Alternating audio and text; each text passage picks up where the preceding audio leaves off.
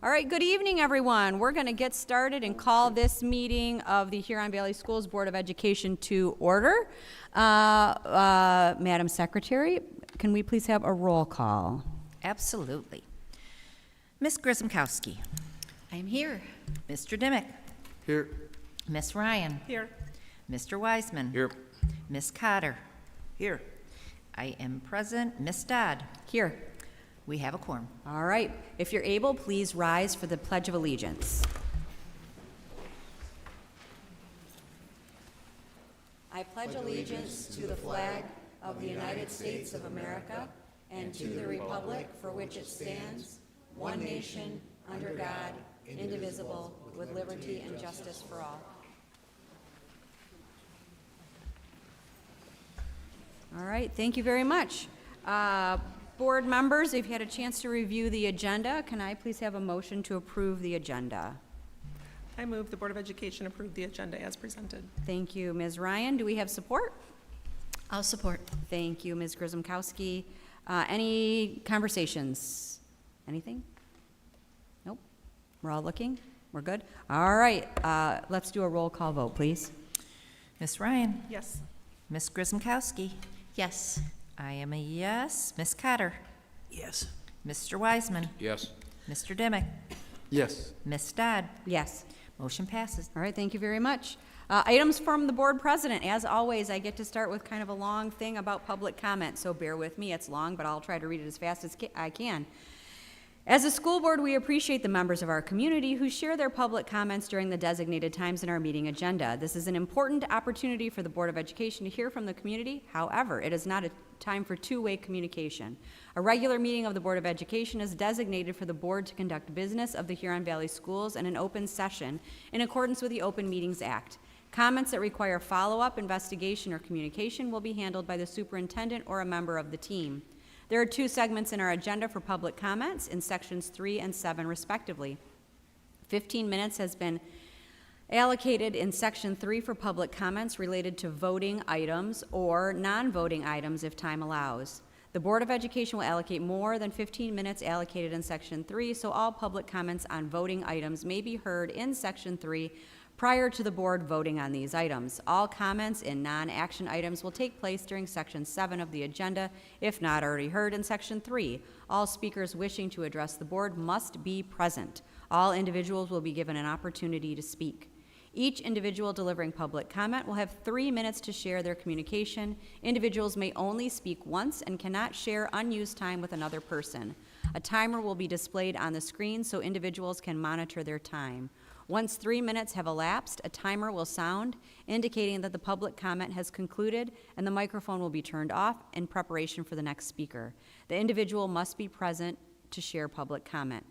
We ask you share your name, address, and home school district before sharing your comments. Furthermore, we request you refrain from name calling or mentioning of the names of specific employees, persons, or students within your public comments. Comments must be related to school business and may not include personal attacks unrelated to school business. If you make such comments, the Board of Education president will, to the extent permitted by the First Amendment, interrupt or end your comment time. If you plan to share public comments, please complete a form at the side of the room by the door and give your form to Ms. Cadell at the end in the polka dots. Thank you for your professionalism and partnership. We always like to make sure we share that at the beginning so it's real clear for everybody as we're going through our meeting when this time is and what we use it for. So we appreciate that. We have something pretty interesting on our agenda tonight and something I've never voted on, and that is we're looking at the bid pack for the new middle school tonight. And we've had a couple of weeks to review it, and the idea that we are here at this point in our time is pretty exciting because we've been working toward this for a long time. We've had a lot of community input.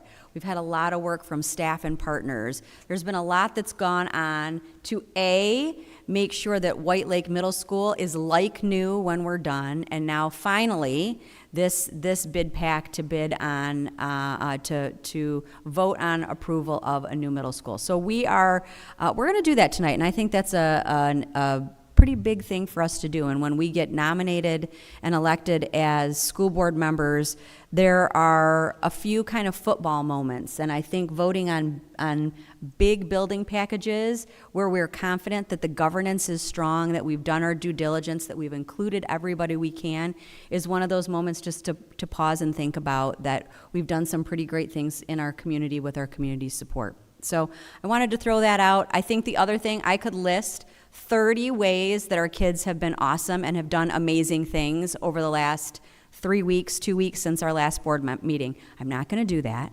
But let me tell you, if you're not paying attention to our sports teams, our arts groups, our robotics groups, all of these, our DECA, the kids are doing great things right now. They're having their capstone moments without even realizing it's it. I don't want to list them because then I'm going to miss somebody and then they're going to be mad and they're going to send me an email. But please, if you have had an opportunity to watch a student do something spectacular, let them know how proud of them you are. I was at a rock band concert this weekend for the kids at the Michigan Rock School, and there was a 4-year-old who said, "Micah, I'm so proud of you." And I think we all need to hear that more often than we do. So if you've had an opportunity to witness a kid doing something that is spectacular, because we've spent this whole year building up to it, please do. And that concludes my comments.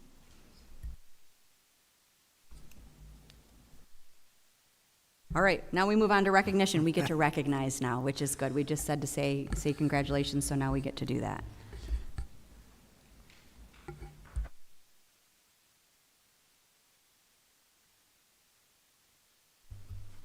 Good evening. Tonight, we are proud to recognize 3 outstanding educators whose dedication, talent, and unwavering commitment to students make Huron Valley Schools truly special. Last month, members of the administration team, along with members of our Board of Education, surprised these 3 individuals with the news that they were named this year's Huron Valley Schools Teacher of the Year. Let's take a look.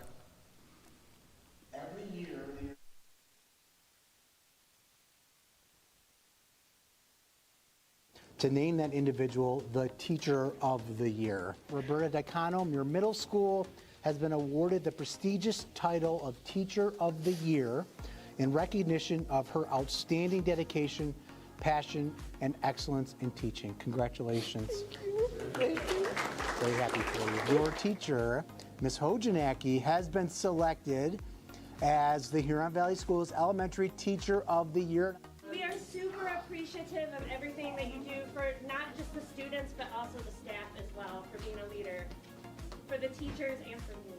Thank you. Your teacher, Ms. Bovio, has been named the Huron Valley Schools High School Teacher of the Year. Can we give Ms. Bovio a round of applause?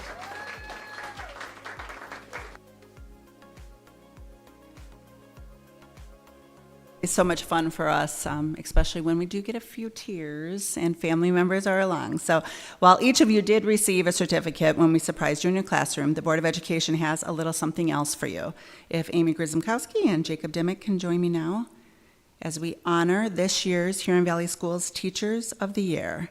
So if Mrs. Michelle Hojanacki from Lakewood Elementary, Mrs. Roberta Diacano from Muir Middle School, and finally, Miss Anna Bovio from Lakeland High School can join us up here.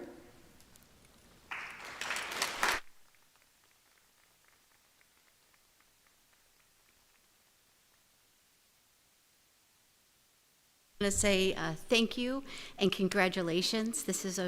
We wish we could honor everyone because our teachers are the best in Huron Valley, and you 3 are phenomenal examples. So we have the medal, the coin. This is a challenge coin that Sean Carlson, I think, developed years and years ago, and I know it says something. It says our motto on one side, and on the other side, I think it has the eagle and the maverick for our 2 high schools, but I just want to say congratulations.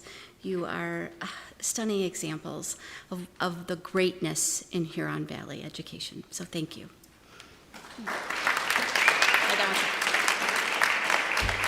And before we have you sit down, I would like to take a moment for anybody else on the Board of Education that would like to make a comment or any questions. Cotter.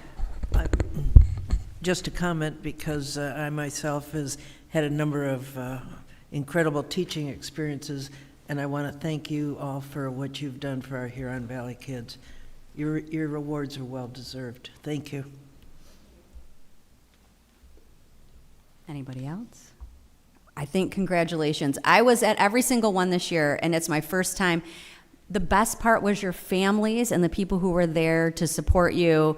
They know how great you are, and for them to see us honor you was a real benefit. I think, just like I said about our kids, we don't tell people how great they are all the time, and we really should. So thank you for letting us tell you how great you are. Thank you for letting your kids see us celebrate you and your family see us celebrate you. And I'm hoping we can take a picture. Can we do that? Yes, so we would like the board to come out, if the three of you, along with your families, and then I do know we have each of your principals here as well who came out to support you. So if Mr. Digsby, Ms. Peden, and Ms. View can come up here.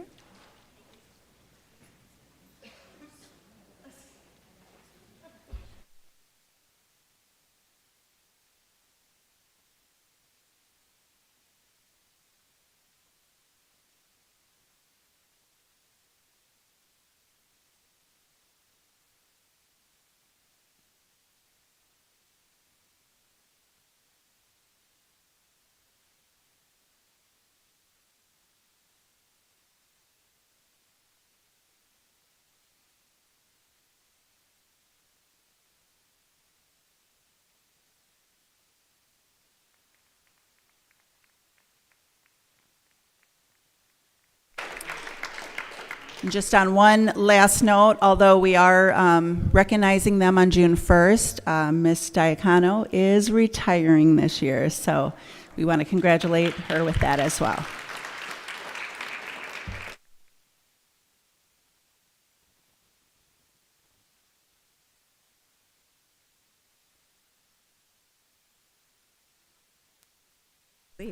All right.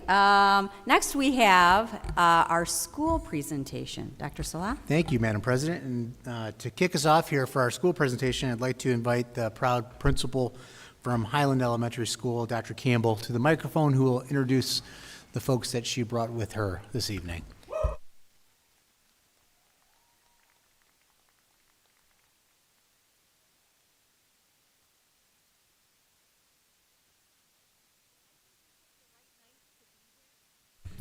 I think we picked the right night to be here because we are showing you the exceptional work from three students, Lucy Kate, Hudson, and Evelyn, and also the phenomenal work of two just absolutely exceptional teachers. We are so lucky that we have such a strong team that is making the arts so important in our school, and we know for many of our students that their specials classes, going to music, going to art, going to technology, that is the place where they feel their best. And so we have a very exciting presentation tonight for you to talk about a collaboration of the arts. And we have Mr. Fecto here who will kick it off, and our art teacher, Miss Kazanow, as well. Yes. Thank you so much for having us. We're so excited to talk to you about this project. First, let me introduce our student speakers, Lucy Kate, Hudson, and Evelyn. They're going to be talking about this project, but I'm going to get us started a little bit. It's been this really amazing collaborative project that we've done between music, art, and a little bit of technology in there too. And the idea behind it is that it is a songtale book project.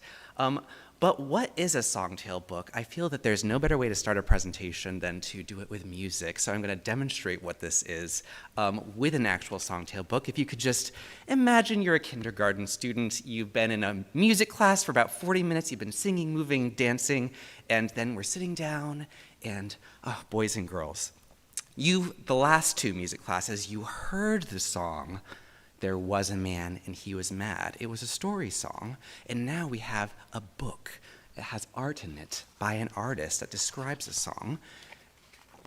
Let's listen and see how he interpreted it. There was a man and he was mad, so he jumped into a paper bag. But the paper bag, it was so thin that he jumped onto the tip of a pin, And I'm going to skip to the end. And then along came a bee and stung him on the chin, and that was the end of him. And he didn't pass away, he just got stung by a bee. But this is the notion of the song tale, is that it's a long-form story song. It's been passed down through American culture for generation and generation. And as part of the musical workout I do with kindergarten and first grade students, the goal is to get them tuneful, beatful, and artful. And song tales are at the end of the lesson where we're really trying to develop their artfulness, their sensitivity to expression in music. We want students to feel moved when they hear a powerful musical performance. And so listening to these songs can develop that in students.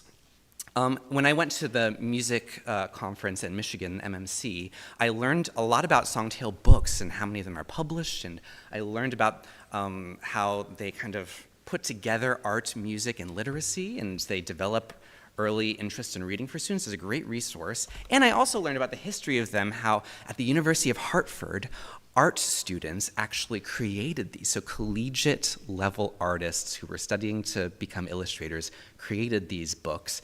And I thought to myself, what's stopping our students from making our own songtale books? So I said, Mrs. K, what do you think about doing a collaborative music and art project? And she was in. So our project idea was born, having older students create a songtale book in art and having younger students experience a songtale with student-made art. And we were off, we started planning, developing our objectives, scoping it out over the course of many weeks. And we're really excited to tell you about this project. Lucy Kate's gonna come up and tell you about how we started in music class with this project.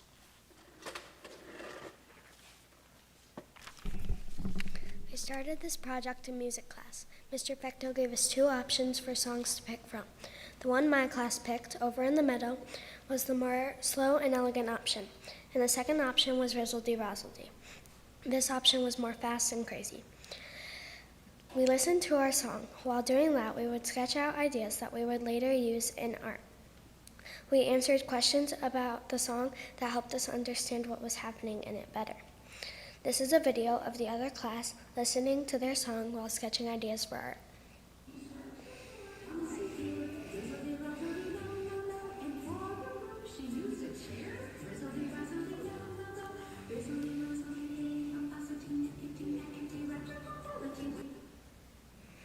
These are some of the sketches we made in music. These helped us in art because we thought back on them and used the sketches as the base of our page. And then we added texture and all the stuff that made it look great in the end. Up next is Hudson, and he'll be talking about how they started with the project in art. The next part of our project was an art class. We watched a video about an illustrator who makes collages and learned how to make them. We talked about the elements of art in my pages, the color of the turtles, or the texture, or the form. On my paper, I overlapped the sand over the turtles. Me and my friend Natalie worked on the first page and used different kinds of paper to make the turtles pop out. These pictures show Miss K showing examples of collages and my friends using teamwork. Up next will be Evelyn talking about the collaborative part in the student process. Before we started working on our pages, Miss K put us in little groups. We had to listen to each other's ideas and cooperate with the people in our group because if you argued the whole time, you were never going to get anything done. In each group, there was an art director. The art director was basically the leader of the group, but Miss K said that the art director is not the boss of the group. The art director would give little tips and hints if something maybe doesn't look right. After we finished our page, we would go around the room and see if any other groups needed help with their page. Other grades had textured plates that they put paper on and colored on, and it looked like fun, pretty, and cool textures. This video shows us a page that one group did and who did what, with Diana, Brantley, Colton, and Roslyn. Wait, ready, go. I make this spider, that breathes, and that clown, the sky, and this. Me and Roslyn made the bucket, and I made the fishing pole and part of the person. Roslyn made the pants.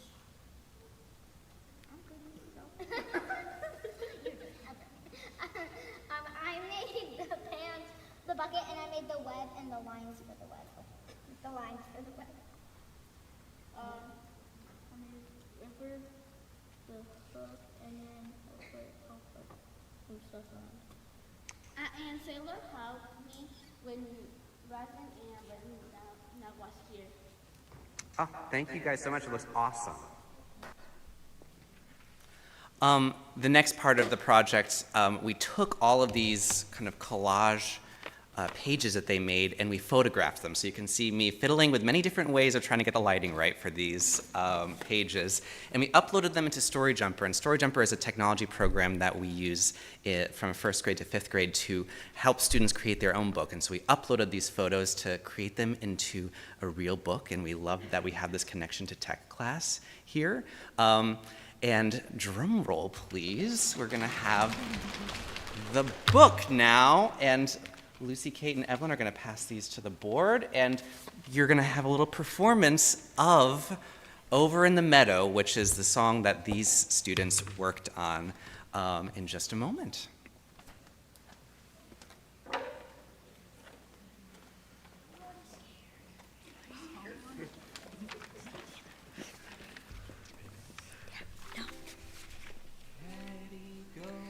Over in the meadow, in the sand, in the sun, lived an old mother turtle and her little turtle one. Dig, said the mother, I dig, said the one. So they dug and were glad in the sand and the sun. Over in the meadow where the tall grasses grew, lived an old mother fox and her little foxes too. Run, said the mother, we run, said the two. So they ran and were glad where the tall grasses grew. Over in the meadow, in a nest in a tree, lived an old mother robin and her little birdies three. Sing, said the mother, we sing, said the three. So they sang and were glad in their nest in the tree. Over in the meadow, in a tall sycamore, lived an old mother chipmunk and her little chipmunks four. Play, said the mother, we play, said the four. So they played and were glad in that tall sycamore. Over in the meadow, in a new little hive, lived an old mother bee and her honey bees five. Buzz, said the mother, we buzz, said the five. So they buzzed and were glad in their new little hive. Over in the meadow, in a dam built of sticks, lived an old mother beaver and her little beaver six. Build, said the mother, we build, said the six. So they built and were glad in their dam built of sticks. Over in the meadow, in the green wet bogs, lived an old mother froggy and her 7 pollywogs. Swim, said the mother, we swim, said the wogs. So they swam and were glad in the green wet bogs. Over in the meadow, as the day grew late, lived an old mother owl and her little owls 8. Wink, said the mother, we wink, said the 8. So they winked and were glad as the day grew late. Over in the meadow, in a web on a pine, lived an old mother spider and her little spiders 9. Spin, said the mother, we spin, said the 9. So they spun and were glad in their web on the pine. Over in the meadow, in a warm little den, lived an old mother rabbit and her little bunnies 10. Hop, said the mother, we hop, said the 10. So they hopped and were glad in their warm little den.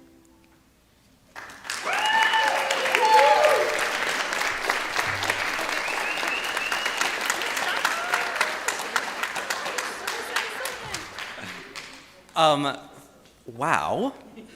These guys are amazing. What you just heard is basically what these students would be doing for kindergarten and 1st grade students. They're going to go into the classrooms. That's like kind of the next step for this, is they're going to go into the classrooms and literally sing and show the students their work both musically and artistically. We're so proud of that. The other thing that we're going to do is in Storyteller books, there's actually the option to have a little audio recording. So we're going to record the classes singing along, so anybody who gets a copy of this book can hear the students singing along. This is the next steps kind of in that process. Those books that you have are meant for you, so fight amongst yourselves for whoever takes it with you. We're really proud of the work that these students have done and that we've been able to do. We love how it's been connected through so many grade levels and subjects. Lucy Kate's going to give us some reflections from her, and you can see some on the screen for the students. I personally love this project. I love how it combined two of my favorite specials and some of my favorite subjects. It taught good life lessons like teamwork and how you can express emotion not only through words but through song and art too. Yes. Very poignant. We have so many reflections. We love the project, but overall we're just really incredibly grateful for all the support we've had, both in our school community and from our family and friends. I have to thank Veronica, who listened to my crazy notion of an idea and was like, all right, let's do it, Dan. And I really have to thank Dr. Campbell, who, when I told her about it, she was like, go for it, and what do you need? I'll help you in any way I can. And so take pictures. And she said, and take pictures, she said. And our students who put so much work into this, not just these three, but also the entire grade level. And there's even another book of a completely different song that you didn't even see tonight that we're really proud of. And thank you for listening to this presentation. We're proud of the work that we do at Highland with the Arts. So, yeah.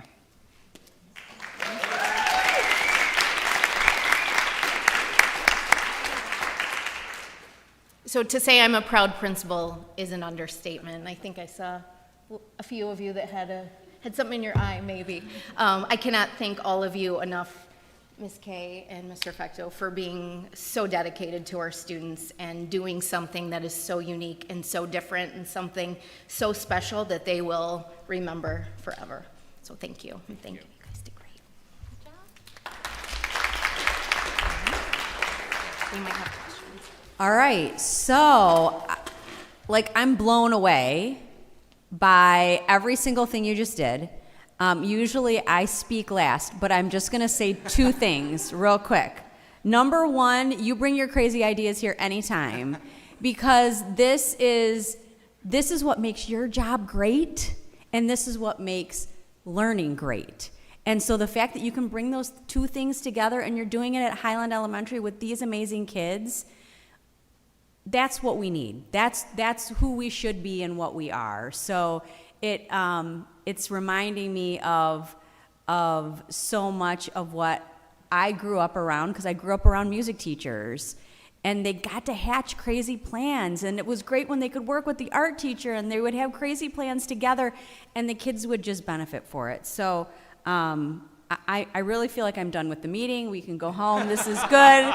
Yeah, we're going to vote on some new middle school stuff today, important, but this is what's so important and so beneficial. So I have 25,000 things to say. I will hold it and let my board colleagues have some comments and questions.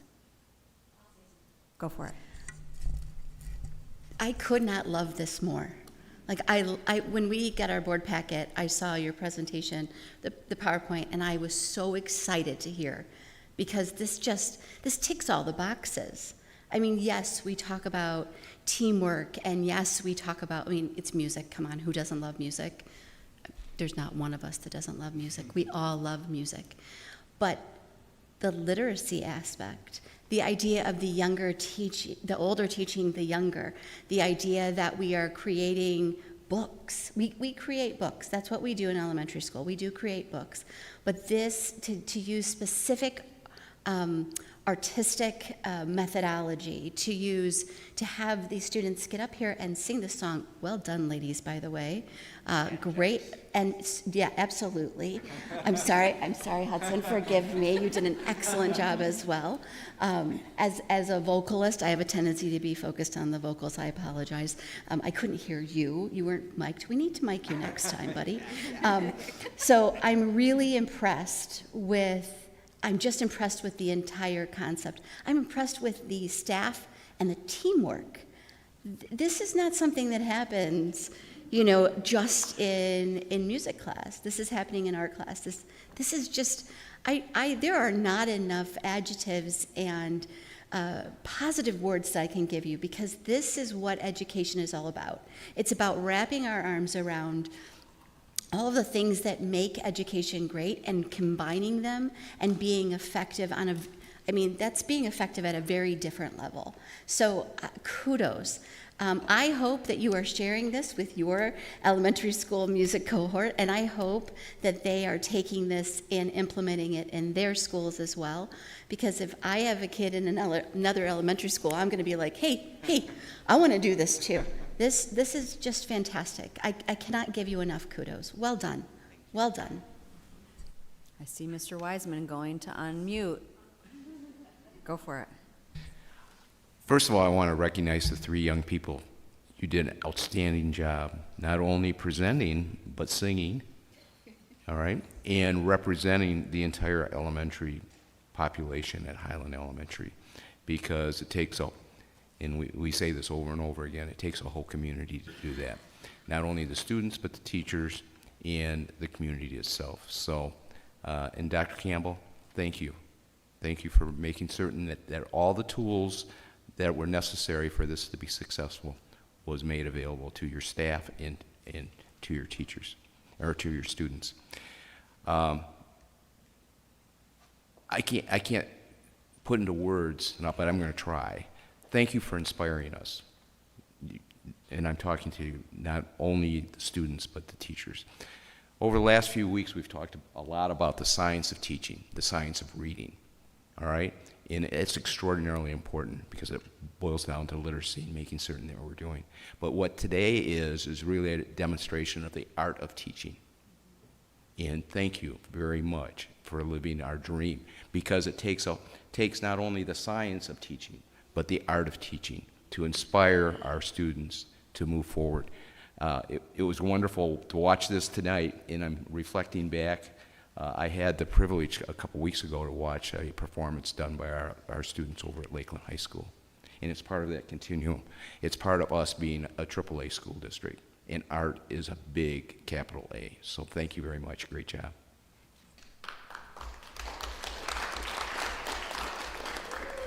All right, I'm continuing to look this way. Yes, Ms. Cotter? Yes, thank you very much. For what you don't know is I used to go to Highland Elementary myself. Yes, I was in kindergarten for 16 years there. Miss Cotter, and I believe you're the reason that our hallways are colored. I've heard that. Oh, that's true. That's true.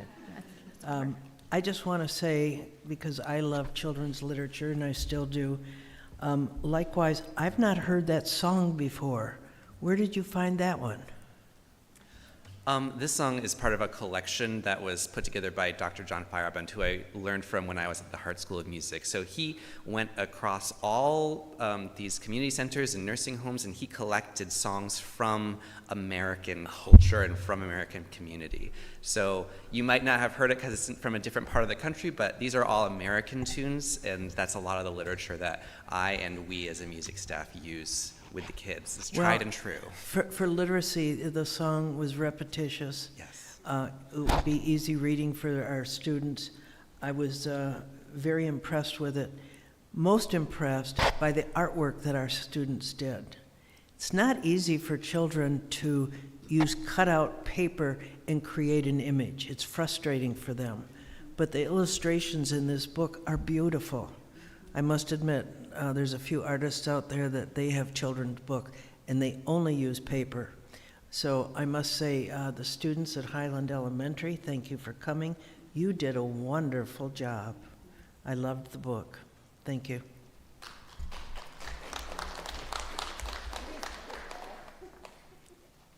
Okay. I have 2 more things, because I told you I was going to let them talk, and then if there were things that weren't said. I think we all can learn from, if you argue all the time, you're never going to get anything done. And I know we chuckled about that, but man, if you can leave elementary school knowing that, we're set. We're good.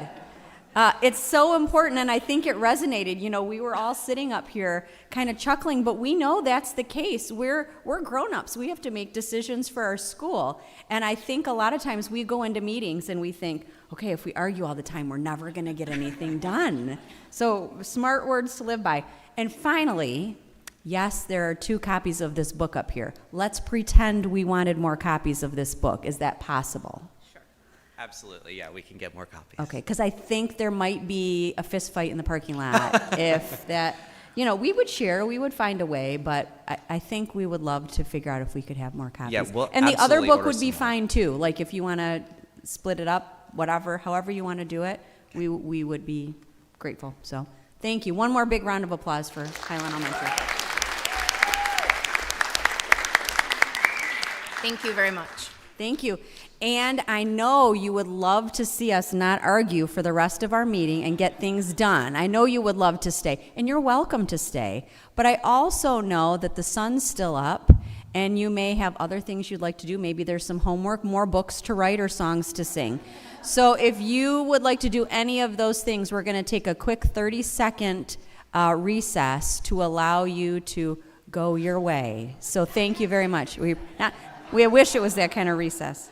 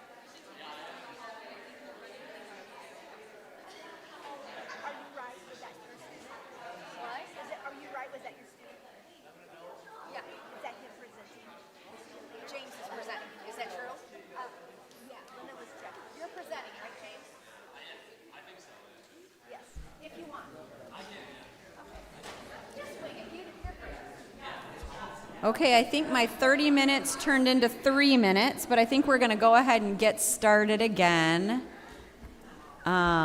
with the important work that we have to go. It's hard to get back to important work after really outstanding work, but the outstanding work we're doing today is going to lean to very important work later. So with that, we'll turn it over to the superintendent for superintendent communication. Thank you, Madam President.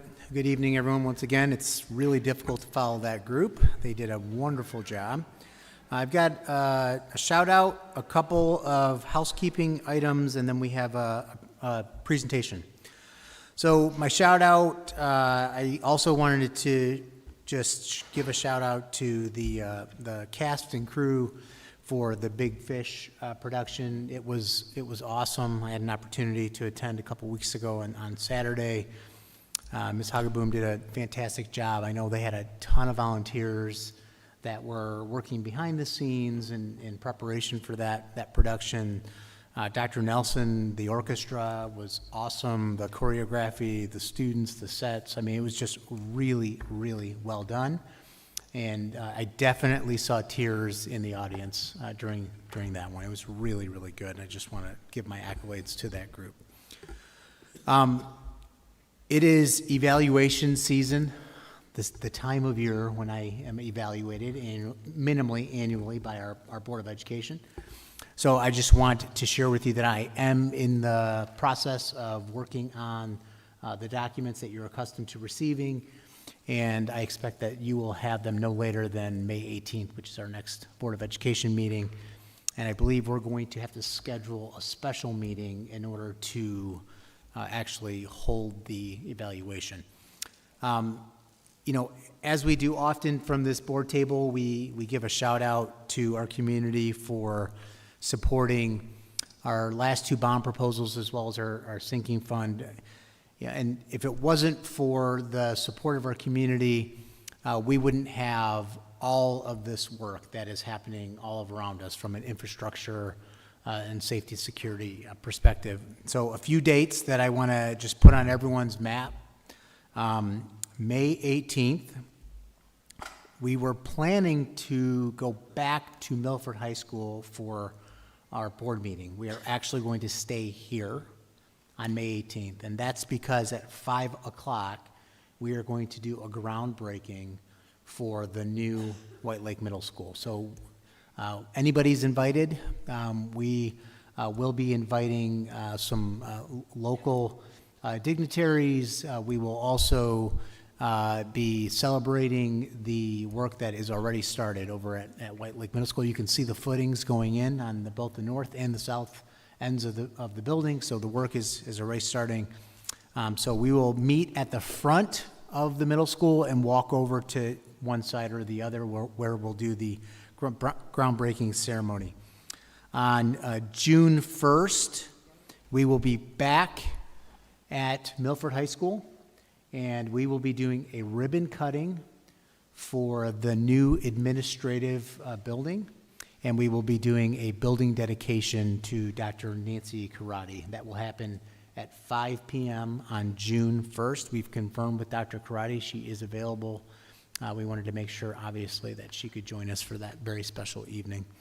And then on June 15th, we will have another groundbreaking, and that will also be at 5 p.m. before the board meeting, and that will be for the new middle school that will be located on the Watkins campus.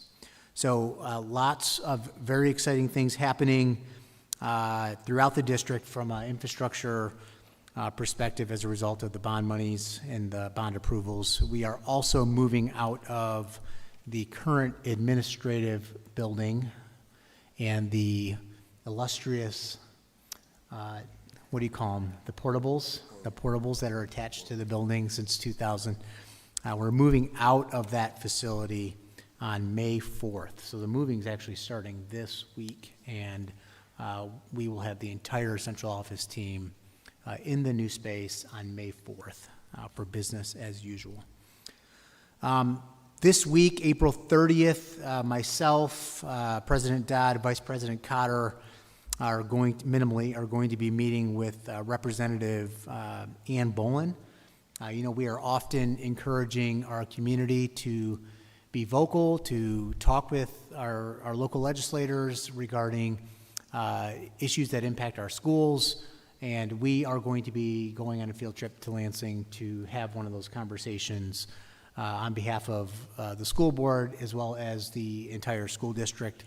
You know, some of our key messages to Representative Bolin, who is the chair of the Appropriations Committee, so she has a big voice as it relates to budgets being completed in a timely manner and being appropriate in funding our schools. So, you know, we want to avoid the debacle that we had last year and not seeing a budget until October. That will be one of our key messages to Representative Bolin.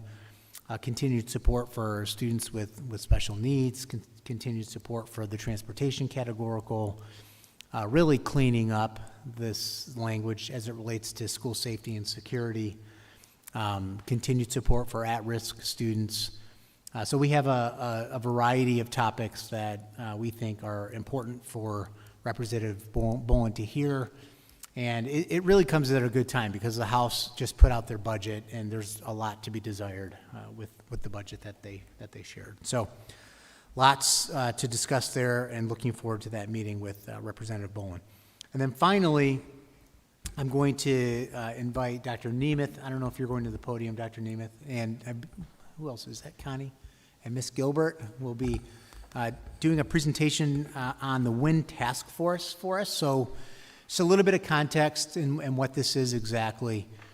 WIN refers to what I need. So we recognize that in the stair-step model that we oftentimes talk about as a school district, the fourth step is multi-tiered systems of support. It's differentiating to the needs of students based upon what the data is telling us in terms of what they need for intervention and or enrichment. So when we transitioned last school year from 3 middle schools to 2 middle schools, we had 2 different models for what we call seminar or win time. White Lake had a model where their seminar period was actually during the course of the school day. It allowed them to eliminate the B lunch, which is a split lunch, and they were able to target interventions in the middle of the day.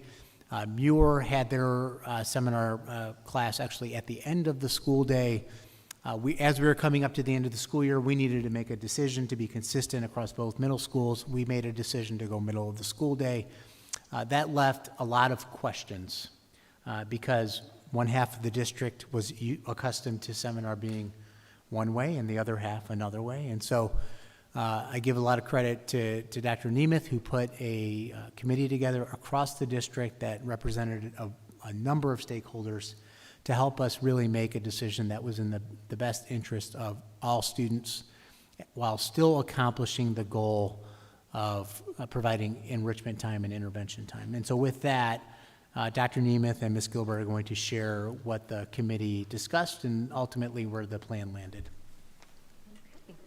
Thank you, Dr. Salah. We have a tough act to follow, but we are really excited actually to share the work that Dr. Salah just highlighted around the WIN work, because we did know that it wasn't just looking at what we had and trying to fix what we were hearing as concerns or problems, but really like reimagining this time.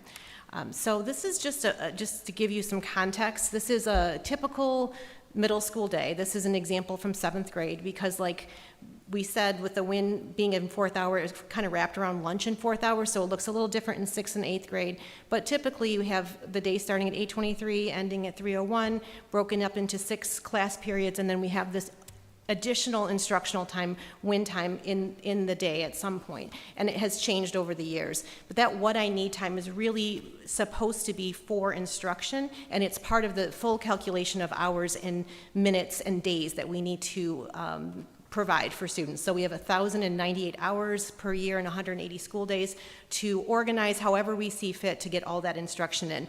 And we really wanted that in time to help us with the work that we're trying to do around MTSS. Oops. There we go.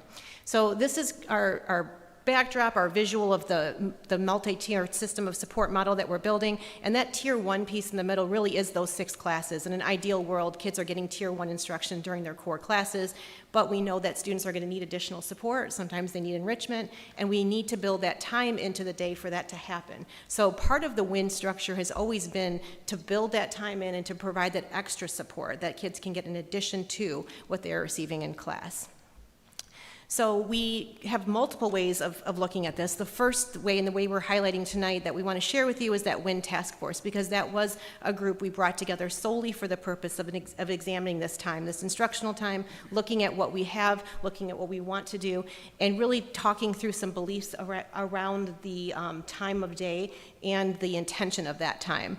We also have a district core MTSS team that weighed in and helped support some of the decisions around making that MTSS structure work at the middle school level. We have our teaching and learning department with Connie and a few other teacher leaders, as well as some of our supports across the district. And then we have our district leadership team, which is all of our principals and assistant principals. So all 4 of these groups really weighed in on this. But with our task force, the goal there was really to discuss the instructional time that we have built into the middle school day, to really look at the guidelines and parameters around that time, knowing that it is designed for instruction, and that there are some things around just making sure that we have this opportunity for kids who can't stay after school or come in early.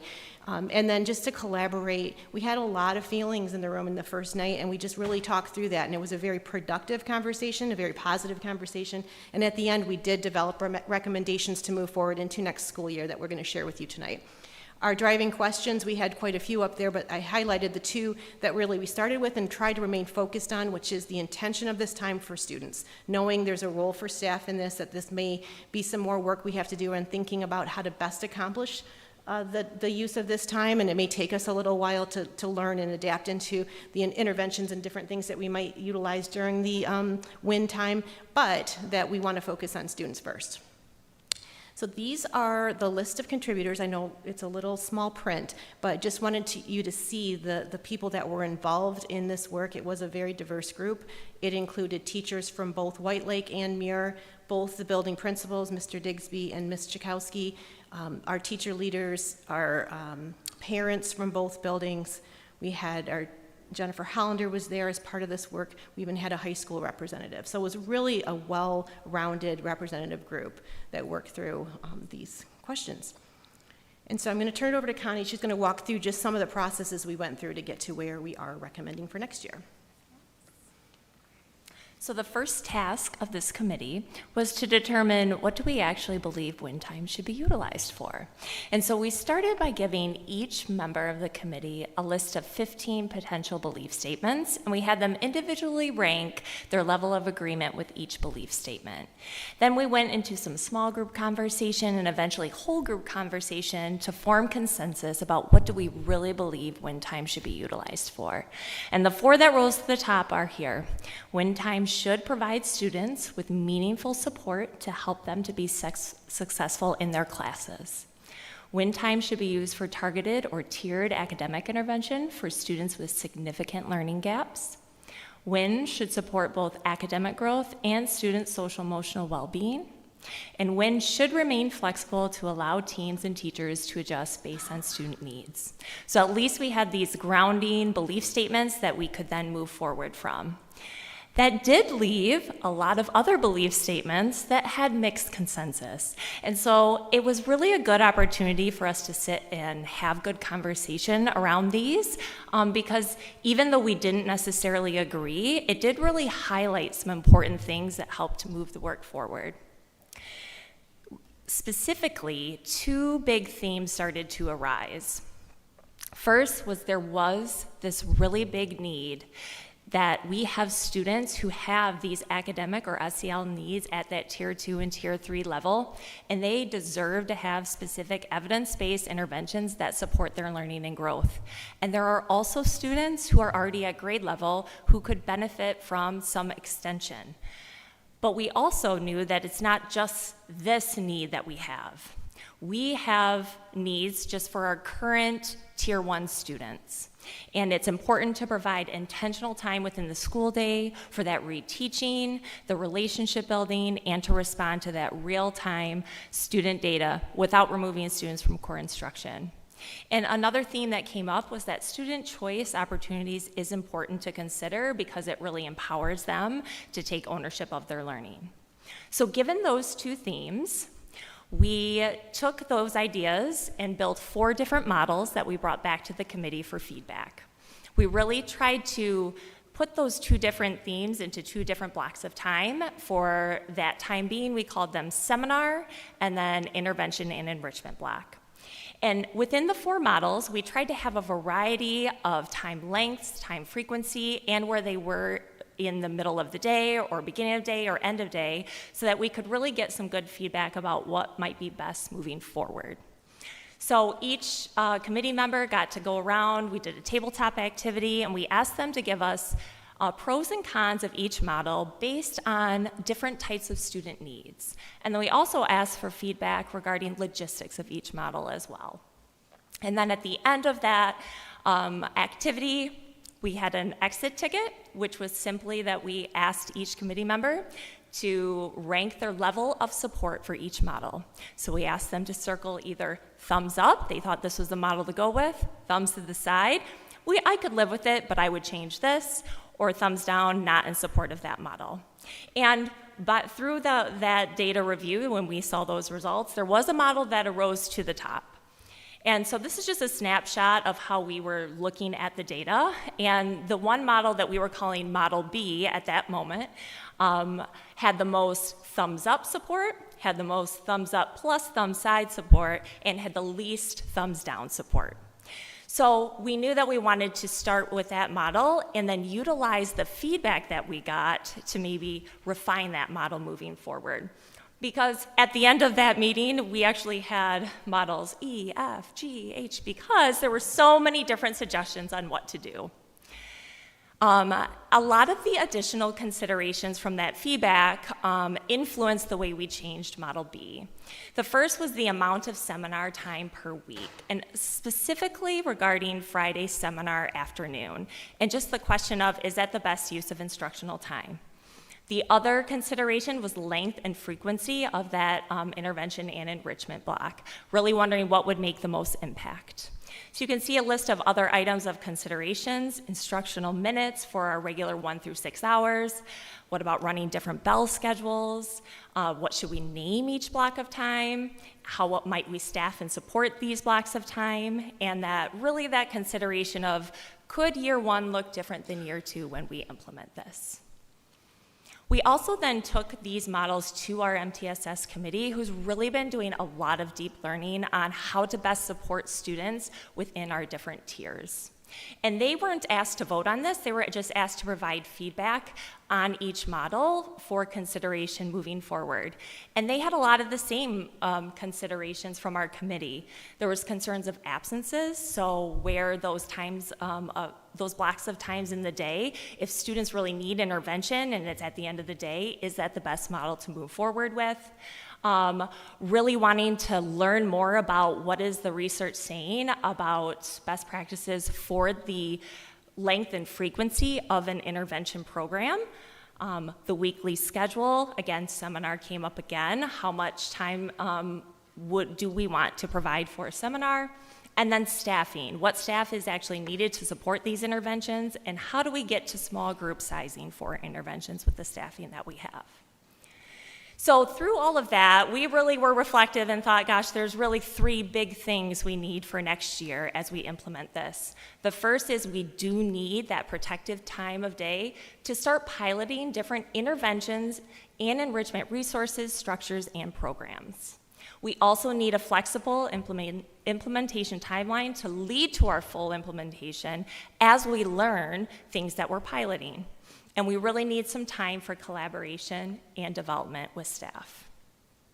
So that being said, this is the model that we have landed on for next year for us to be able to do those things. You'll see that on Monday and Wednesday, we're running 1st through 6th hour with seminar at the end of the day. And that really came out of the need for students to be able to see all of their classroom teachers before going to that seminar block. Then you'll notice there is a new block of time called X block. So we moved away from calling it intervention and enrichment block, and we called it X block because we like the fact that if we don't like the way or find that it's not effective at the very beginning of the day, instead of calling it 0 hour, we could move that as we see fit moving forward. And then the last thing you'll notice is that Friday has no seminar, and this was the great debate, seminar or no seminar on Friday afternoons. And ultimately what really swayed the decision was when we started looking at the time comparison of minutes of how much time would be going back into the classroom by not running seminar on Fridays. So we compared our current model, where the daily average class period is about 51.8 minutes each day. That is an average because there are some classes that are a little longer for certain reasons. But our new model, you'll notice on seminar and X block days, hangs around that 51.8. But you'll notice on Friday, by taking away the seminar, that does gain a lot of additional instructional minutes that our teachers were really excited about. So we decided that is the way we will move forward for next year, and we'll keep track of some data to know of, like, was this effective in the way that we are hoping it will be. So we were able to take this new model that we're going to move forward with to both Muir and White Lake. Lena and I were able to stay a whole entire day at both buildings, and we invited teachers to come down on their planning period and hear a presentation similar to what you're hearing today. And we were able to get a lot of feedback from them as well, which will help us when we're thinking of implementation for next year. But one thing that we were really intentional about sharing when we went to those buildings was distinguishing and the branding of the two different blocks of time. And so the slide that we shared included the difference between the two blocks of time. So seminar really focused on that tier 1 support, flexible time, and gave examples of what potentially students may be doing during that time or teachers could be doing. And then an X block really showcasing the opportunities we could have with X-Block and really distinguishing it differently than seminar. So potentially this could be the time where we are running those tier 2 and tier 3 interventions where we are specifically pulling certain students to receive targeted interventions in math, ELA, behavior, or SEL. Now, we don't necessarily have all of these interventions in place right now, so we're very excited for next year to be able to pilot a variety of them and see what really makes the most sense for this time for us next year. Other opportunities could be that we use this time for some gifted and talented programming. We have recently revived that program and brought it up to the middle school, but there have been some time constraints with being able to provide all that we want to for those students. So potentially this time during a certain part of the year could be used to support those students. And also this idea of providing some time for some more independent reading for students. So especially as we're going through this pilot and trying to figure out these interventions or enrichments, and maybe not every student will be in one of those groups, our other students could also really benefit from that intentional independent reading time, dedicated to build student stamina for reading long-form text, and this could be across our disciplines. We could be working on reading scientific articles. We could be reading things that support our social studies, and really having some structure and messaging around that time for this block of time as well. So we're excited about the opportunities that could lie ahead for this. I think Lena will talk about some implementation. So just moving into next year, we feel like we got the structure in place. It was very, it took some time, but it was really good time spent. And now we're rolling into year 1, and we heard loud and clear, can we please move slowly with the intervention piece of it? So we do want this to be a gradual rollout. We do want to try piloting some of these interventions rather than just assigning kids to things and not have it well thought out. And we do want that flexibility. So we have some ideas and concepts we're floating out for next year to roll into term 1 and make this really meaningful. And then year 2, hopefully will be, even better as we learn and grow next year. So that is it. If there are any questions or any thoughts for us on any of this.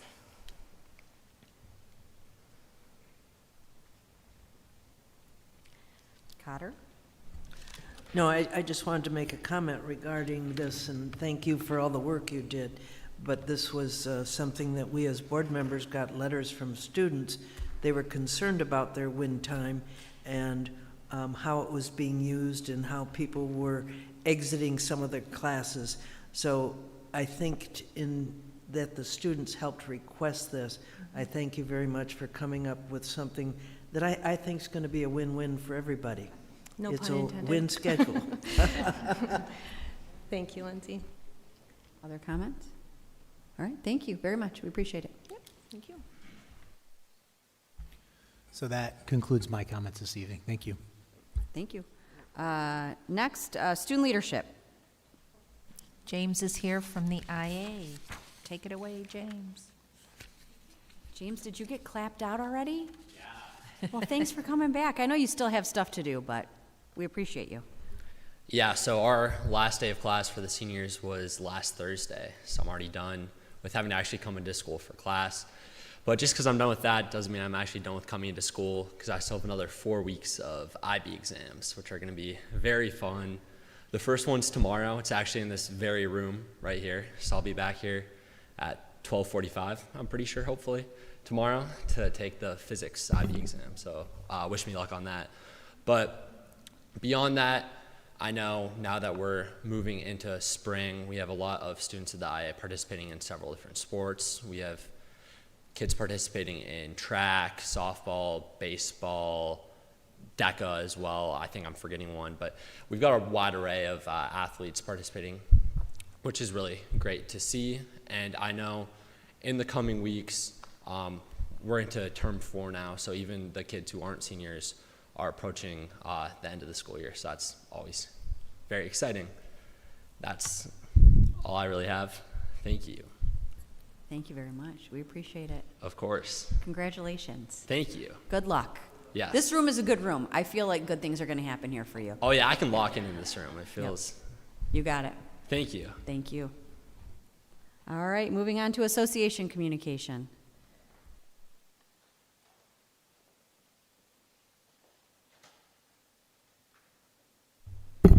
There will be no singing, but that was amazing. Good evening.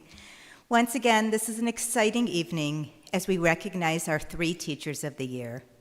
We have over 530 educators who are all passionate, knowledgeable, caring, and work each day to support our students. The 3 educators who we recognized here tonight have exceptional skills that make them stand out and shine bright. You've had a chance to hear a little bit about them already, but tonight I want to highlight them through the eyes of a colleague who sees them day in and day out of the school year. Anna Bovio, our Lakeland High School teacher, is a special education resource room teacher. Erica Robinson, special education teacher consultant at Lakeland, she shared with me that Anna demonstrates an unwavering commitment to meeting the unique needs of every learner, even when doing so requires significant time and effort already beyond her demanding job.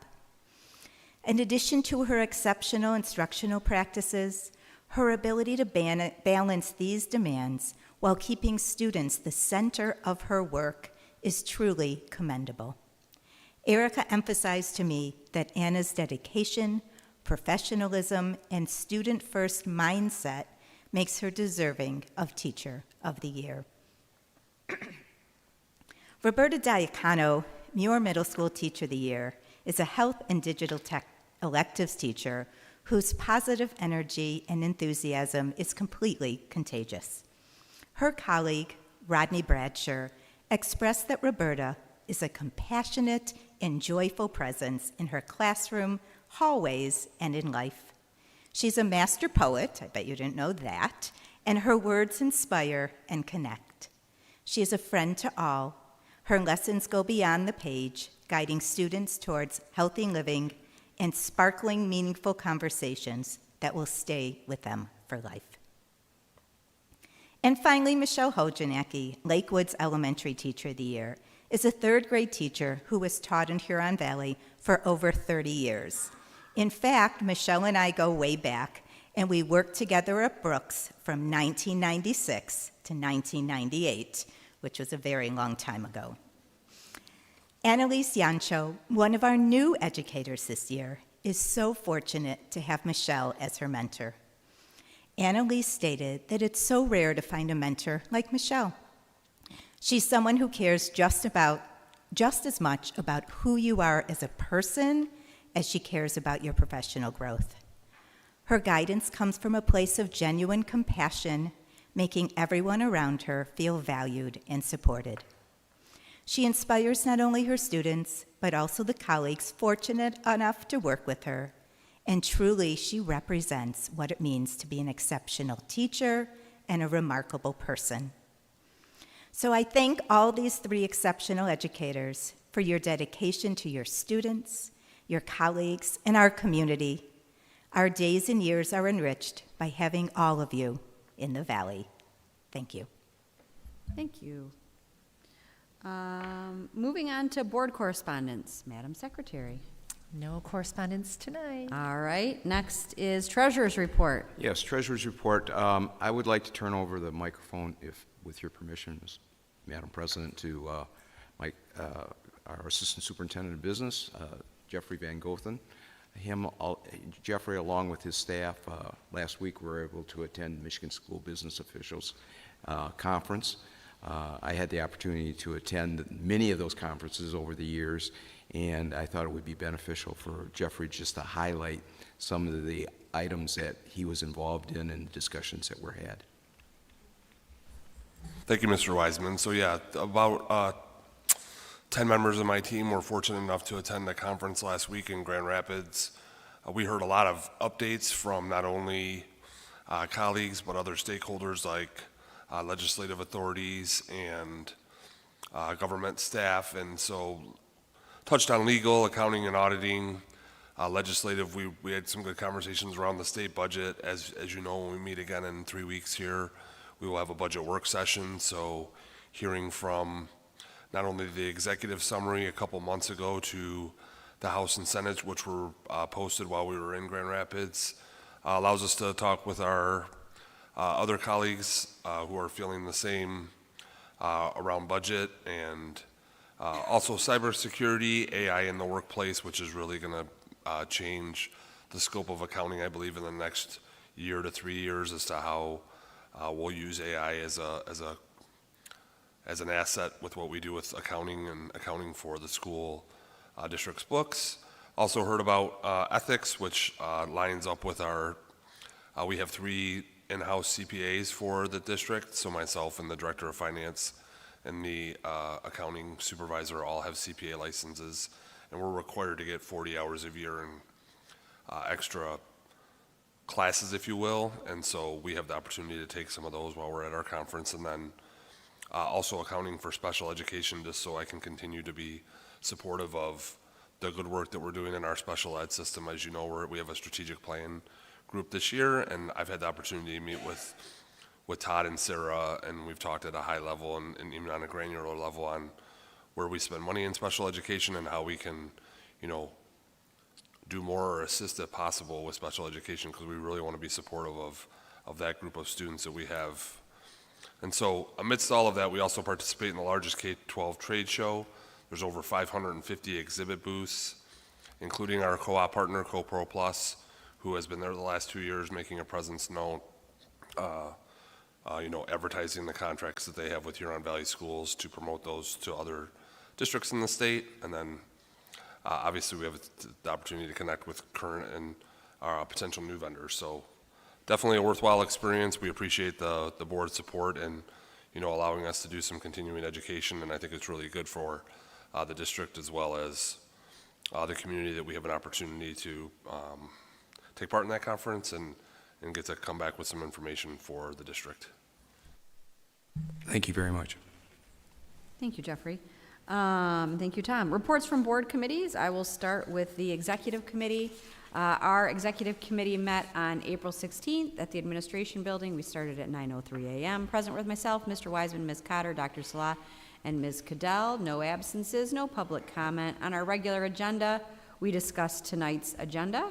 Next, school safety and security. Dr. Salah reported that following the unsuccessful appeal regarding 31AA, there is a scheduled meeting on April 24th to determine next steps. The strategy may shift toward legislative solution with ongoing monitoring in the House and Senate.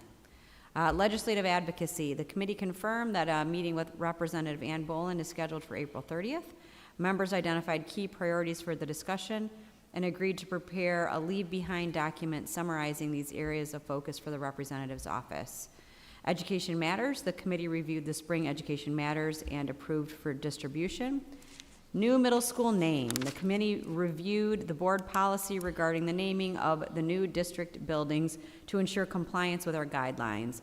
A proposed name was suggested and will be shared with the full board for feedback. Board policy updates. 1410, 2410, 3120.9, many. Dr. Salah shared updates proposed by Neola to board policies as listed. The committee will review and discuss at the May 7th committee meeting. Board policy updates 100, 2370.1, 5136, 8402. The committee discussed the proposed updates by Neola to the board policies listed and approved them to be brought to as new business on tonight's meeting. We will review those tonight and vote on them at our next meeting. Oakland Schools Board of Education election. Dr. Salah presented the Oakland Schools Board of Education election timeline, noting that the candidate information is expected following the May 1st filing deadline. The list of candidates and the accompanying resolution will be presented for a vote at the May 18th board meeting. Due to the short notification timeline from Oakland Schools, this item will require a single reading to ensure the final vote is cast on June 1st. Other committee designated June 1st for the ribbon cutting ceremony and the official dedication of the new administration building in honor of Dr. Nancy Karate. We adjourned at 10:14 a.m. Next meeting is May 7th at 2 p.m. at the new administration building.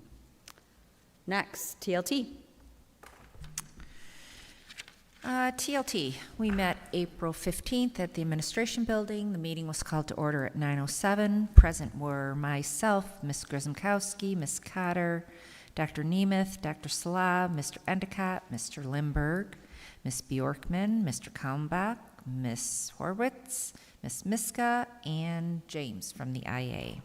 We had no public comment, no unfinished business.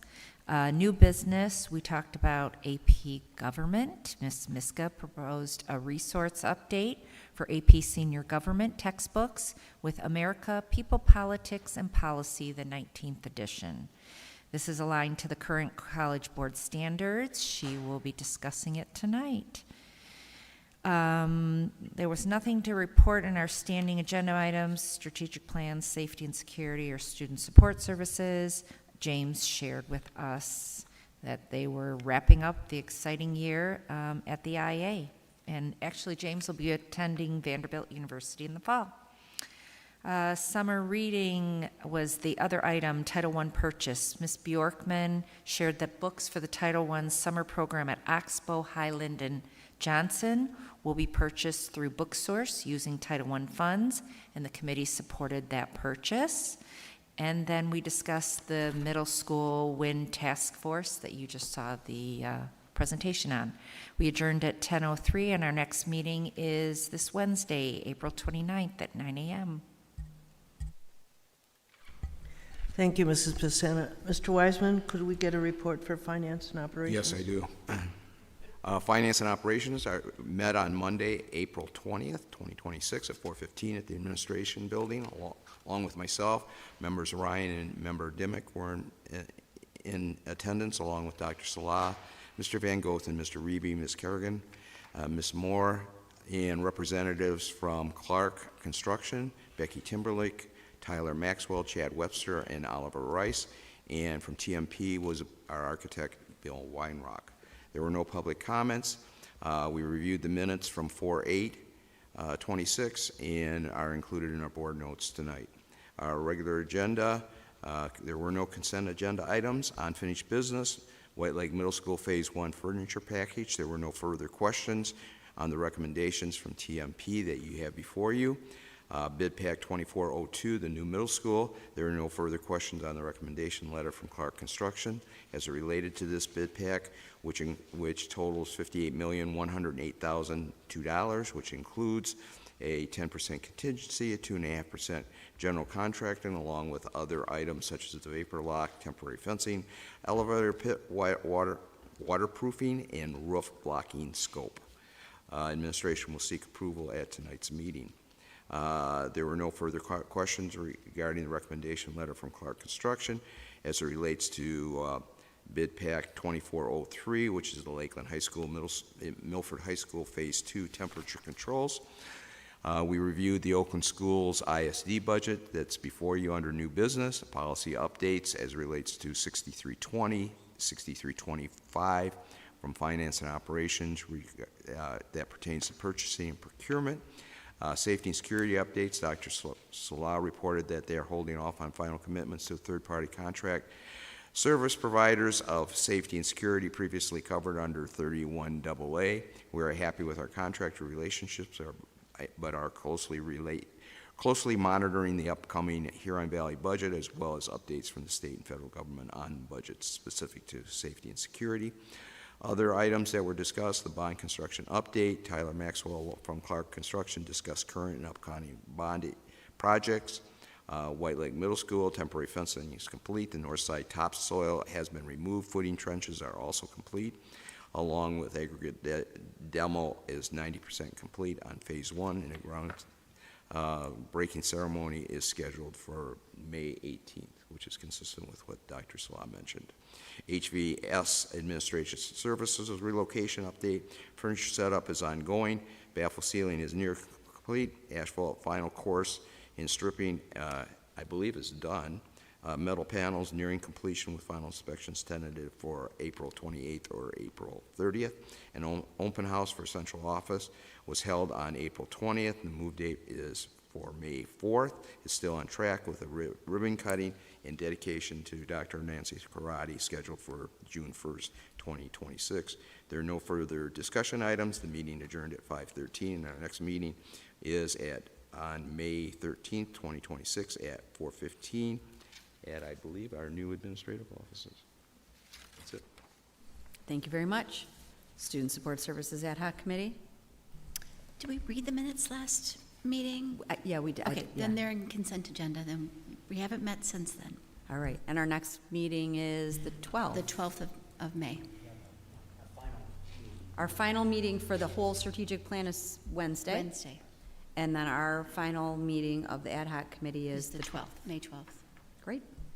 All right, we are in our first public comment section of the evening. I have received no public comment forms. If there is anyone out there who's interested in a public comment, I will pause for you to get a form. I see no movement, so we will move on to our consent agenda. Can I please have a motion to approve the consent agenda as presented? I'll make a motion to approve the consent agenda as presented. Thank you very much. Do we have support? I'll support that. Thank you very much. Looking for anything stopping us? No? Okay, great. Let's do a roll call vote, please. Ms. Grisomkowski? Yes. Ms. Cotter? Yes.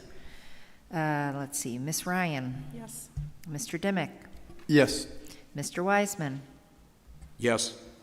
I am a yes. Ms. Dodd? Yes. Motion passes. Thank you very much. On to unfinished business. A is White Lake Middle School Phase 1 furniture package. Thank you, Madam President. This item was presented at our last board meeting. I have not had any additional questions. Mr. Van Gotham, have you had any questions? No, you have not. So seeing no additional questions, unless there are some this evening, we would ask for approval as presented. Thank you very much. Before we have discussion, let's do a motion and then we can discuss. Do we have a motion to approve the Phase 1 furniture package for White Lake? So moved. Thank you very much. Do we have support? I'll support. All right. Discussion.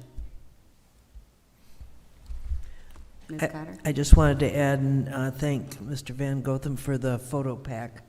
It was nice to see the furniture as it's going to be in the classrooms. Thank you. Appreciate that. That was a good suggestion and appreciate the follow-through. Anything else? All right, I will remind everyone that we appreciate our community in times like this when we do get to vote on things like new furniture for our schools. And it really is because of the support of our community that we are able to have buildings that are usable, fit, clean, and ready for learning. So with that, can we have a roll call vote? Ms. Cotter? Yes. Ms. Grisomkowski? Yes. Mr. Wiseman? Yes. I am a yes. Mr. Dimick? Yes. Ms. Ryan? Yes. Ms. Dodd? Yes. Motion passes. Thank you very much. Moving down to Bid Pack 24-02, new middle school, Exhibit C. Yep, thank you, Madam President. As you mentioned earlier, we did have a first read on this bid pack at our last board meeting. We've discussed it twice in Finance and Operations Committee in some great detail. Also, you've received the minutes in your notes, so all the nuances related to this particular bid pack have been explained within board notes. I have not had any additional questions. Mr. Van Gotham, have you had any additional questions, or is there anything that we need to discuss this evening regarding the bid pack? I have not had any additional questions, but I was asked to comment on a little bit about our process with the bidding. And Sure. how that works. If it's all right with the board, I would like to be able to speak on that real quick. So typically what we have brought with you or to you is the lowest possible bid. But before that bid is accepted and approved, it goes through a pretty rigorous process. So there are a lot of factors that the board developed 6 or 7 years ago, as well as Clark Construction, our partners on the CM side, that look at a lot of different factors. So not only does the person have the ability to do the job, but safety ratings, financial ratings, obviously job recommendations, past clients, and then all of that is put together, and what comes out of that is the lowest responsible and responsive bidder. In about 95% of the cases, we do take the low bid ends up working out that way, but in this particular bid pack, and throughout our last 6 or 7 years on all the projects we've done, we have sometimes had to select or have moved to the second or third low bidder, and so the process is there's a lot involved other than just accepting a bid. There's a lot that goes into it. So I appreciate the help of our service providers who do a pretty good detailed dig into a lot of that, and then also the board, not only at finance and operations, but through our other committees who really vet and converse on some of those pieces. So the bidding process is extensive, and there's a lot of work that goes into it. It's not merely just putting a bid out there and then asking for recommendations. There's a lot of discussion. Again, the board gets highlights at the Finance and Operations Committee level, but at the Finance and Operations Committee level, I feel in my time here, it's been different members, but it's always been at the forefront that we really have deep conversations around all of the decisions we're making, whether it's a $100,000 furniture package or a $55 million middle school. So I've always appreciated the board's efforts in that, and that we really dig pretty deep into detail. So just wanted to give a little bit of background. I was asked tonight to kind of discuss that a little bit, so wanted to give a background in the bidding process and how we have written it in our board policies and vetted it with our outside partners. Thank you, Mr. Van Gotham. So to move forward, we'll need a motion. Yes, sir? Yes, I move that the Board of Education approve bid pack 2402, new middle school as presented. Thank you very much. Do we have support? I'll support. All right, we'll take the support from Mr. Dimick tonight. Thank you. All right, any discussion?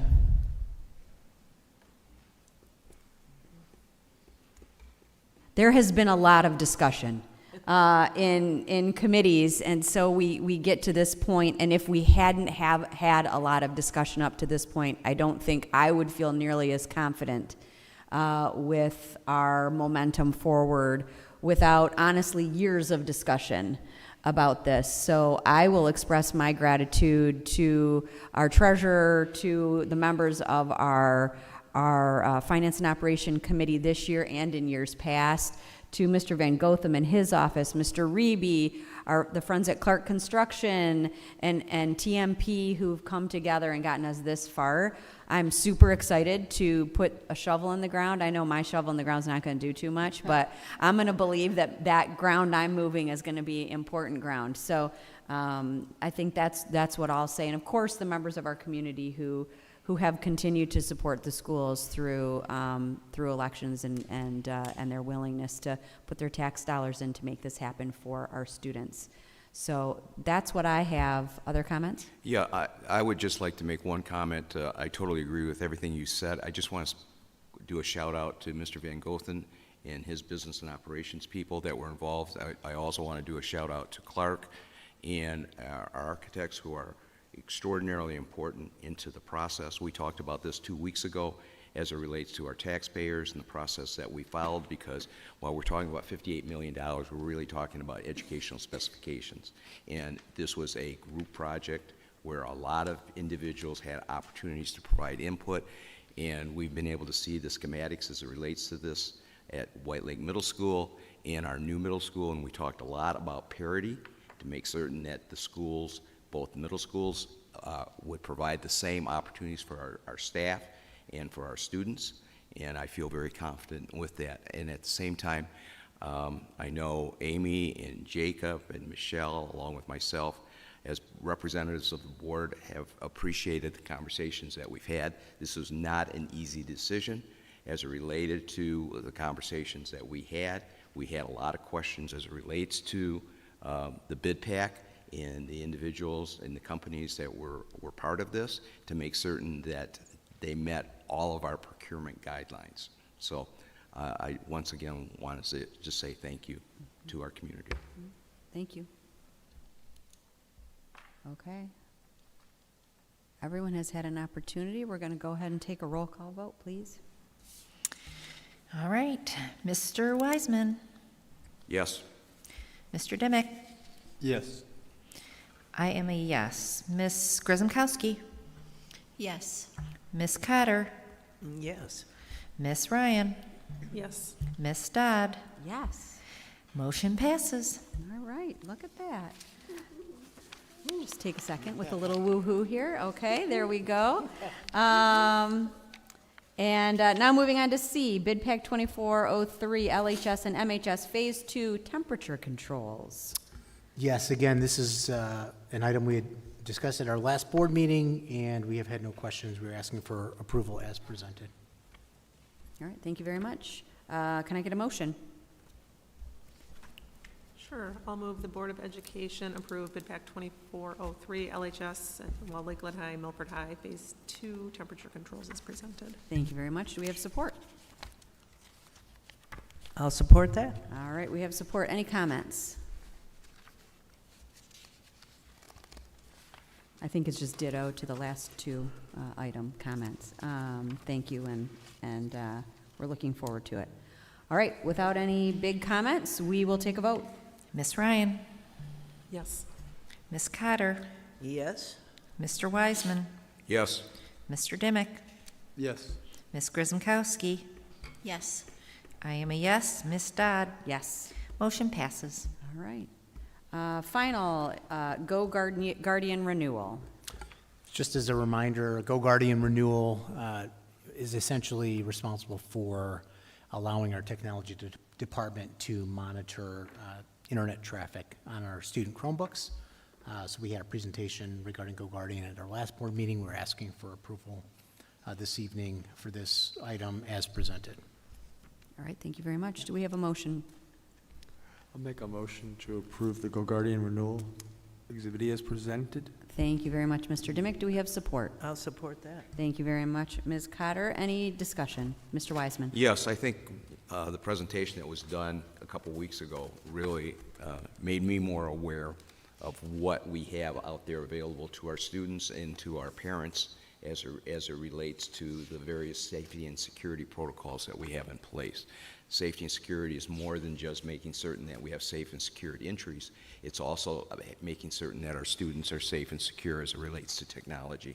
And we rely on a significant amount of dollars and processes as it relates to technology for our students. And it's great to see that we have something like this in place to provide an additional firewall for our students. Thank you very much. Ms. Grzymkowski?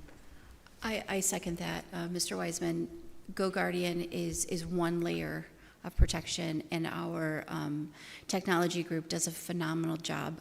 But I would also say this, as parents, as guardians, it is incumbent upon us to also be watching what is on our children's screens. Go Guardian does a great job, but they are not foolproof. So, I would say always be mindful of what your students are looking at, what's on their Chromebooks, because although we have lots of layers here, the bad actors are still there, and they're still looking to infiltrate and to get access to our children. So, yes, I'm grateful for the work that our technology group does, and they do a fantastic job. But be mindful of the fact that we still have a responsibility, and it is incumbent upon us to be watchful and to be aware. Thank you. Other comments? Nope. All right, let's do a roll call vote, please. All right, Mr. Dimick. Yes. Ms. Cotter. Yes. I am a yes. Ms. Grzymkowski. Yes. Ms. Ryan? Yes. Mr. Wiseman? Yes. Ms. Dodd? Yes. Motion passes. All right, thank you very much. Moving on to new business, board policy updates. So, as is customary, I know the board is familiar with this process, but I'll just be brief here and share for our listening audience. We hired a policy writing firm named Neola, and they have attorneys on retainer and on staff. They are constantly reviewing federal and state laws as well as changes to those laws. And when there are changes that impact current board policy, then that causes us to receive an alert from Neola to consider making changes to our board policy. So typically when we receive board policies, they are minor. Sometimes it's just simple grammar. But in other instances, they can be pretty major if there's a change in federal law or in state law. The policy updates that you have in front of you, there are 4 of them. 0100 is just that's your policy on definitions. Specifically, they touch on wireless communication devices. That language has changed because of the state law that changed as it relates to cell phone bans. In public schools, they use the terminology wireless communication devices. It's as simple as that. There is some additional language on the last page of that policy as well, and it relates to wireless communication devices. Board Policy 2370.01, Online Blended Learning Program. There's one deletion, literally one sentence on the second page, and it looks pretty minor as well, and it relates to, you might recall there were 15 virtual days that were allowed. Those are no longer allowable under state law, so they struck that language. Board Policy 5136 was the state's approach to cell phones across public schools in the state of Michigan. You'll notice that we are recommending to you this evening that we actually strike through the entire policy because we felt it was somewhat verbose. And we basically proposed a one-sentence policy that says the district will comply with all laws associated with student use of wireless communication devices. The superintendent is authorized to create administrative guidelines to ensure compliance. The reason why we simplified this policy is because you'll recall we adopted a new administrative guideline in December that dictates our cell phone usage policy. This allows us maximum flexibility in terms of implementation of our administrative guideline. And then the final policy in your packet's 8402, Emergency Operations Plan. And it looks like there is one sentence at the end of this policy and then one deletion at the beginning. So if you wouldn't mind, please looking at that as a Board of Education. The Executive Committee has reviewed these policies. They've signed off on us bringing it to the full board. If there are any questions between now and our May 18th meeting, we're happy to take those. Otherwise, we will be asking for approval at the next board meeting. Thank you very much. Question? Yeah, just comment, board policies, once they're adopted by the board, are out on our website Yes. for our community to review. Yes. As And well you as can our search administrative them. guidelines. Yeah. If you're ever curious if there's a policy about it, you can search and it'll tell you if there's a policy. It's a very good search function because there's a lot of policies. All right, on to B, 2627 Oakland Schools ISD budget. And I would ask Mr. Van Gotham to speak to this agenda item.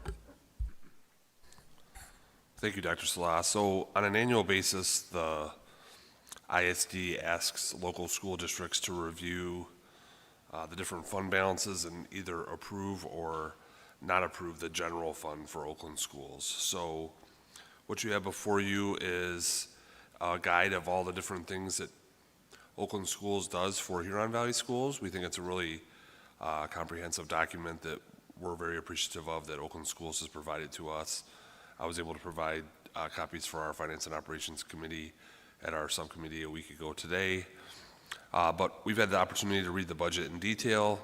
We have summarized it in our current status piece on our 3-box.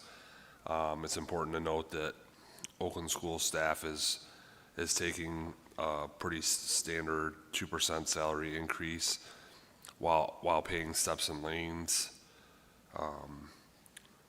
The biggest push for us from a revenue perspective is the PA 18, which is a millage that runs through Oakland schools, but that is paid by taxpayers, and that provides us with special education funding. It's important to note that we also deduct our special ed tuition for those kiddos that need a little bit extra seasoning away from the school district, and so we put a modest uptick in revenue for the 26-27 budget. But again, the important note is that the board is approving the general fund budget only, but we've provided details for the special education fund and the career focused education fund just for your reading pleasure. So you guys have a couple weeks before our next board meeting to take a look at it. Happy to take questions this evening, or as you had a chance to look through the document that we provided you tonight. But it's pretty straightforward, and happy to take any questions. Thank you. Do we have any questions? Yep, Mr. Wiseman. It's my understanding that this is brought forth to Huron Valley, to the school board for our approval, but we're one of 28 school districts that have the same process in place. That's correct. And the business officials through Oakland Schools has the opportunity to hear a presentation from Oakland Schools finance staff, and that was done approximately 10 days ago, I think on the 17th of April. So we had the opportunity to hear and take questions and ask questions and have a good dialogue around the budget. So, Do you have any reservations as it relates to the budget as presented? I do not. I think it's also worth noting that I think because of the questions that we as a board had as it relates to what the intermediate school district specifically does for Huron Valley and the services that they provide, Superintendent Gutman has presented something to us that shows what the services are that they have presented to us as a school district along with the other school districts. They have something specific to them. So this is something that is available for the community if you have any questions. I think it's very well done. And I think this wouldn't have been a reality if it wasn't for us asking those hard questions.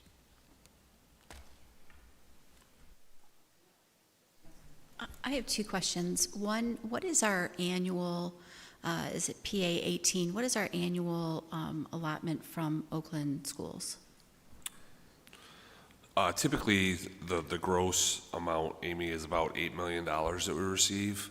But we've typically paid, again, over the last 3 to 5 years, anywhere from $750,000 to $950,000 in tuition. So we receive the net amount of what we're receiving from gross revenue, and then they take the tuition out before they provide it to us. So this year we're looking at somewhere between $7 and $7.5 million. Okay.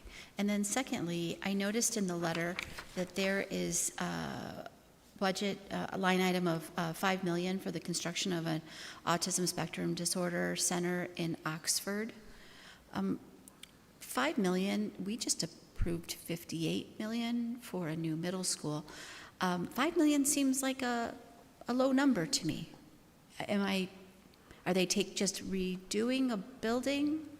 Is that what's happening? So Oxford has asked, it's a good question, Oxford has asked for money that would be more along the lines of renovations, which we've done in the first couple series of our bond, versus construction of a brand new center. So as districts are facing declining enrollment and numbers have started to go down with students, there's some space available at Oxford, particularly in the autism space, where not only Oxford is seeing that, but also Huron Valley schools with the increased number of students who are falling into that category of wanting some or needing some additional services. And so these are just strong renovations to get a building up and running to the standards that it needs for that particular student group. So then if Oxford is running that, is Oxford running that program, or is ISD running that program? They run Oxford runs the program on behalf of Oakland County. So students from all around Oakland County have the ability to attend. And so if we had students that met that threshold, we would send them, and then we would also send tuition for them as well to Oxford. Correct. Okay, thank you. Tommy? I think it's important to note that P-18 money is money that the taxpayers of Oakland County many, many years ago approved through a millage that helps fund special education. Special education is not fully funded still, but without that P-18 money, the $5 million, for example, at Oxford, or the renovations that were done at the Montgomery Center that we send students to, wouldn't have been possible, nor would the dollars that Mr. Van Gothen just mentioned come back to us to help offset the cost of our special needs students. Without that, we still would be required to spend that money and would come directly out of our general fund as opposed to the special ed millage, which is referred to as P-18. Thank you. Good conversation. Thank you. Appreciate it. Other questions? All right, well, we have a few weeks to review. When we come back at our next meeting, we will need to take a vote on this. Make sure if you have questions, you get them to Dr. Salah or Mr. Van Gothen. Moving on to new business C, AP Government. And Dr. Nemeth and I think Ms. Miska are going to be presenting, or is it, no, I'm just going to turn over to Dr. Nemeth. Yeah. Mrs. Miska will walk up to the podium, and this is a request for a purchase for AP U.S. Government and Politics course. We did review this with the TLT subcommittee, but she is here to share a little brief overview of the request. All right, thank you so much. So, a little bit of background on our AP U.S. Government course. This course was first run in Huron Valley beginning in the fall of 1996. So this is one of our longer running AP courses. It was first run with 13 students in a single semester at Lakeland High School with teacher Brian Howe and with Ron Marinucci at Milford High School. So that began in a very small place and has grown to an average of about 90 students each year in both of our high schools, so 180 students. When we first implemented the textbook, Magruder's American Government was adopted. About 10 years after we first started running the course, we had our first curriculum cycle, 2005-2006, and at that time, they adopted for use Government in America, the 12th edition. You'll see in a second as it comes around that we're looking for the 19th edition, so some things have changed since 2005, as well as some supplemental readers on Supreme Court cases and other foundational documents, which were not included in that textbook. Then we entered a period of stasis for a while, and then in 2018-19, the College Board updated their CED, course and exam description, significantly for AP Gov. We went from a document that was about 4 pages and very broad, and focused a lot in the course on recall of events and structures, to a course that had very specific application outcomes designed for students.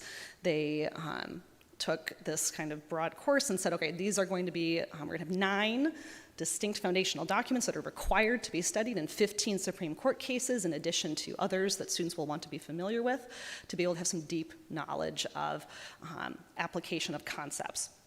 They changed significantly the free response questions. The multiple choice questions shifted considerably to, again, be more application focused and more data focused, to have students applying what they learned about the structures of our government to different situations within the exam. So since 2018-19, our 2 instructors at Lakeland and at Milford have been doing their best to update their courses to that new CED.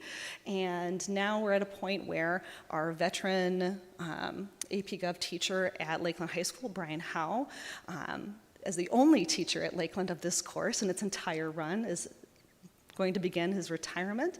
So we are grateful for his dedication to this course. And our veteran teacher, Kyle McGrath at Milford High School, is continuing in that role. And so we're taking on a new teacher at Lakeland who will need some additional support as a brand new teacher of that course. And that gives us a great time right now to have brought Kyle and Brian in to look at an updated resource to meet the needs of that new CED.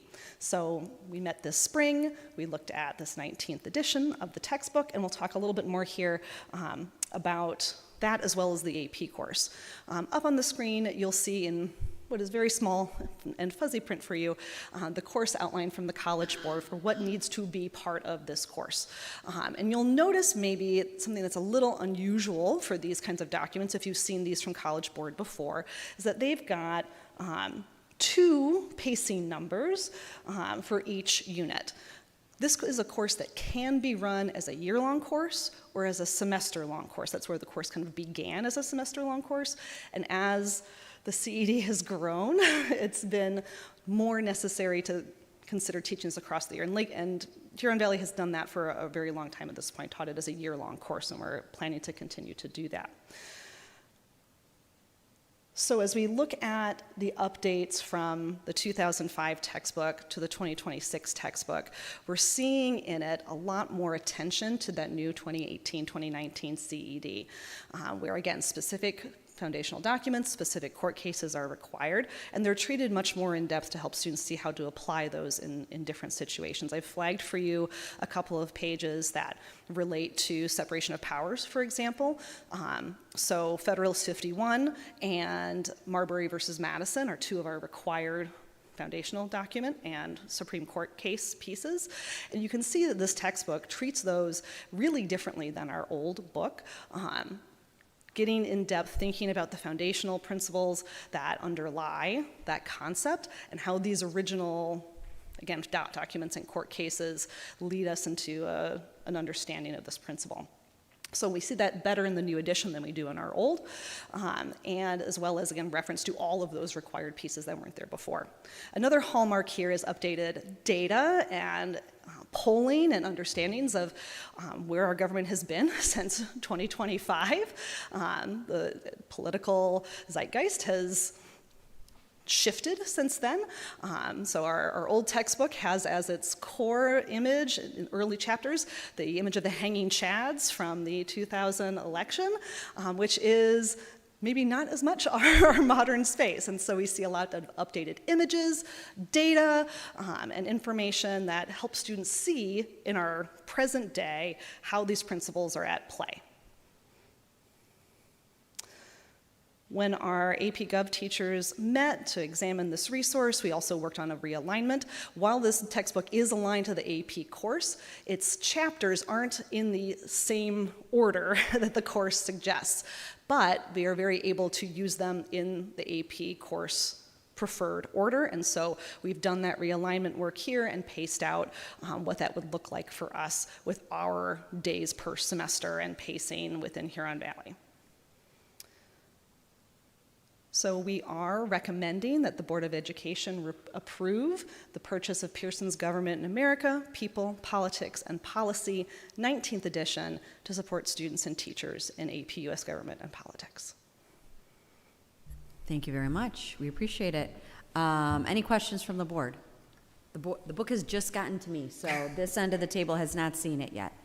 Mr. Wiseman. How many students are enrolled in AP Government? An average of 90 at each high school each year. It varies a little bit, but about 180 across the district. About 180 district-wide? Mm-hmm. And it's my understanding this is a full-year course? It is.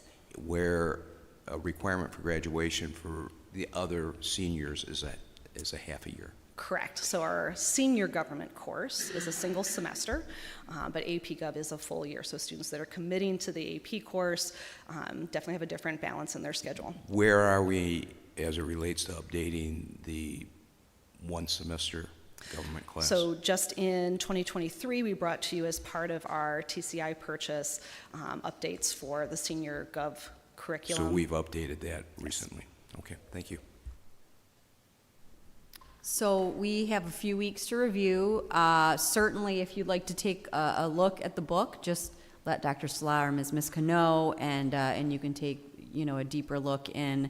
And I'm sure Mr. Howe and Mr. McGrath would be happy to chat with you if you have questions about this. We need to get all of Mr. Howe's knowledge out before it's too late, although I'm sure he'd probably share it with us even when he's guest lecturer. That's right, that'll be a good job for him.